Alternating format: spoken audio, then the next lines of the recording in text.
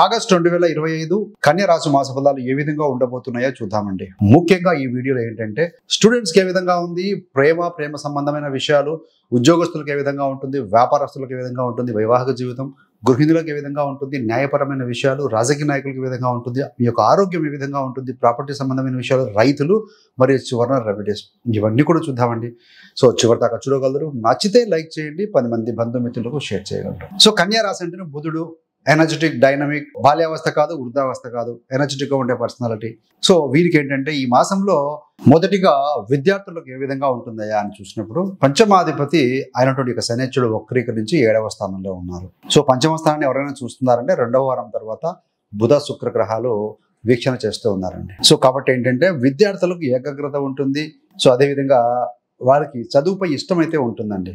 కాకపోతే ఏంటంటే పంచమాధిపతి శని వక్రీకరించి వెనుక 6వ స్థానాన్ని చూస్తూ ఉన్నారు కాబట్టి సో నెంబర్ ఆఫ్ హాలిడేస్ రావడం కావచ్చు, దూర ప్రాంతానికి ఊరికి ఇలా వెళ్ళటం వల్ల కావచ్చు, కొంత డిస్టర్బ్ అయ్యే అవకాశం అయితే కనపడుతుంది. సో కాంపిటేటివ్ ఎగ్జామ్స్ రాసే విద్యార్థులు ఎవరైతే ఉంటారో వారికి పాజిటివ్గా ఉంది. అది ఏ కాంపిటేటివ్ ఎగ్జామ్ అయినా సరేనండి, పోటీ పరీక్షలకు బాగుంటుందని చెప్పాలి కన్యా రాశి విద్యార్థులకి. మరి ప్రేమ సంబంధమైన విషయం చూస్తే ముఖ్యంగా శుక్రుడు ప్రేమకు కారకుడు. ఆయన 10, 11 స్థానాల్లో ఉంటారు. సో పంచమ స్థానం మీద కూడా దృష్టి పెడతారు కాబట్టి 2వ వారం తర్వాత ముఖ్యంగా ఈ మాసంలో ప్రేమ విషయంలో అనురాగం ఉంటుంది, మంచి అవగాహన కలిగి ఉంటారు ఎవరైతే ఉండే ఈ యొక్క పార్ట్నర్స్ ప్రేమలో ఉన్నవారు.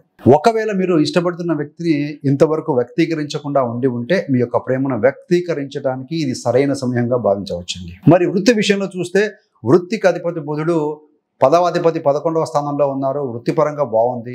సో అదేవిధంగా భాగ్యాధిపతి దశమంలో ఉన్నారు కాబట్టి మీకు ఏదైనా న్యాయబద్ధంగా రావాల్సినటువంటి ప్రమోషన్ ఏదైనా ఉండి ప్యానల్లో ఉంటే ప్రమోషన్ వచ్చే అవకాశం ఉంది, గుర్తింపు ఉంటుంది, సీనియర్స్ యొక్క సహకారం కూడా ఉంటుంది.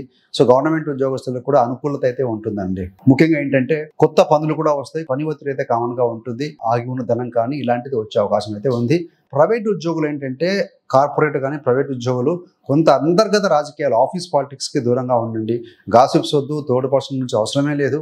సో మీ వర్క్ ఏందో మీరు ఫోకస్ చేసి ముందుకు వెళ్ళటమేనండి. సో అంతర్గత సమస్యలు అయితేనేమి సహచరులతో థర్డ్ పర్సన్ అక్కడ లేని వ్యక్తి గురించి డిస్కస్ చేయడం అనేది మిమ్మల్ని ఇంకా తక్కువగా చేసే అవకాశం ఉంటుంది. అప్పటికి బాగున్నా కూడా సో ఇట్ ఇంపాక్ట్ అండి, మ్యాక్ చూసే అవకాశం ఉంది, కూడా జాగ్రత్తగా ఉండాలి. అదేవిధంగా ఈ యొక్క ప్రైవేట్ ఉద్యోగులు రవి బుధ కలయిక వల్ల కూడా కొంత ఏంటంటే నిరాకరణ, అహంకారాన్ని తగ్గించాలి. Yes I can do anything అనే భావన ఉంటుంది, కానీ బట్ కొంత ఓవర్ కాన్ఫిడెన్స్ లెవెల్స్ తగ్గించుకోగలిగితే బాగుంటుంది.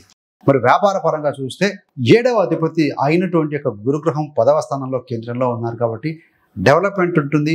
గురుడికి 7వ దృష్టి ఉంటుంది కాబట్టి 4వ స్థానం మీద దృష్టి పెడతారు కాబట్టి మీ యొక్క వ్యాపార స్థానంలో భవనాలు, పరికరాలు,